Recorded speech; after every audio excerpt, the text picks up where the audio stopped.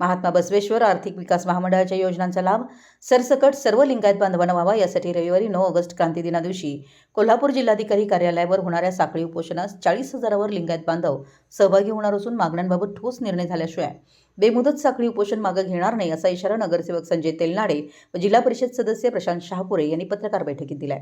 श्री तेलनाडे म्हणाले की शासनाने 3 वर्षापूर्वी लिंगायत समाजाच्या विकासासाठी महात्मा बसवेश्वर आर्थिक विकास महामंडळाची स्थापना केली आहे। मात्र त्यातील योजनांचा लाभ केवळ इतर मागासवर्गीयांना होत असून खुल्या वर्गातील लाभ द्यावा त्यासाठी शासनाने महामंडळाला स्वायत्तता द्यावी व 1,000 कोटींची तरतूद करावी ही प्रमुख मागणी आहे असं सांगून श्री तेलनाडे म्हणाले की समाजाला अल्पसंख्याक समाजाचा दर्जा मिळावा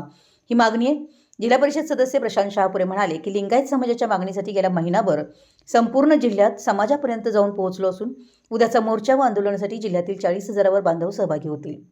उद्या मोर्चा होईल, त्यानंतर धरणं आंदोलन सुरू होईल। शासनाने दखल घेतली तर ठीक, अन्यथा सकारात्मक निर्णय होईपर्यंत बेमुदत साखळी उपोषण सुरू करण्यात येईल।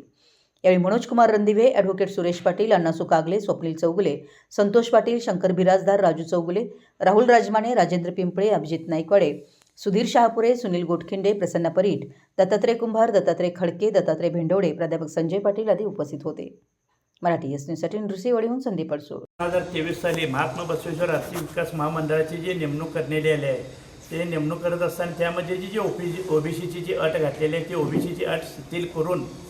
महात्मा बसवेश्वर आर्थिक महामंडळाला स्वायत्तता मिळावी व 1,000 कोटीचा निधी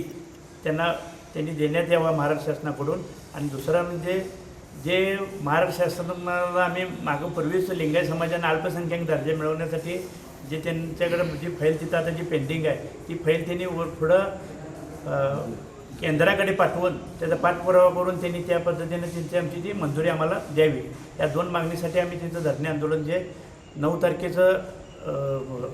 तारखेपासून जे आम्ही आंदोलन करतो त्या ठिकाणी सर्व समाजाच्या स्तरातील सगळ्या लोकांनी त्या ठिकाणी मोठ्या संख्येने